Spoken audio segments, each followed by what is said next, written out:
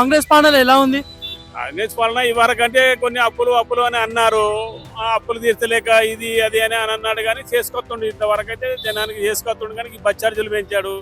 Bus ఛార్జీల వల్ల మన ఇప్పుడు ఏంటంటే ప్రతిపక్షాలు కూడా కొట్లాడుతున్నాయి. అడ్డగోలు బస్ ఛార్జీలు పెంచుతున్నాడు. ఆ బస్ ఛార్జీలు అయితే ఒకటి కరెక్ట్ కాదు అది. ఏంటంటే ఇప్పుడు ఈ నవీన్ యాదవ్ కూడా ఎన్నో సంతో కొట్లాడుతున్నాడు. ఆయన కూడా ఒకసారి ఎత్తే జనానికి ఏం ఉపయోగపడుతుంది ఏందన్నది మనకు అభిప్రాయం అన్నట్టు, ప్రేమ అన్నట్టు. ఇప్పుడు మాగంటి గోపనాథ్ ఎన్నో సంతో చేస్తా ఉన్నాడు.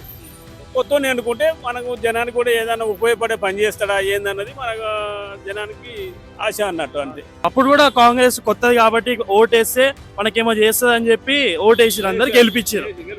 కానీ ఇప్పుడు అందరు తిట్టుకుంటారు కదా. ఇప్పుడు కూడా అట్లనే చేస్తే మళ్ళీ తిట్టుకుంటే ఇప్పుడు ప్రాజెక్టులు కట్టారు. ఏది కేసీఆర్ దాన్ని 1,30,30 కోట్ల ఏదో అప్పు చేశారట. అప్పు చేసిన దానికి మేము అప్పులే కట్టుకొస్తున్నాం అదేందనేమో రేవంత్ రెడ్డి అంటున్నాడు. అప్పులు మీరు చేశారు, మేము చేశాము. మీరు కూడా ఇప్పుడు ఉన్న ఆస్తులు అమ్ముతున్నారు, అంతస్తులు అమ్ముతున్నారు, మీరేం బాగు చేస్తున్నారు అనేమో ప్రతిపక్షాలు తిడుతున్నాయి.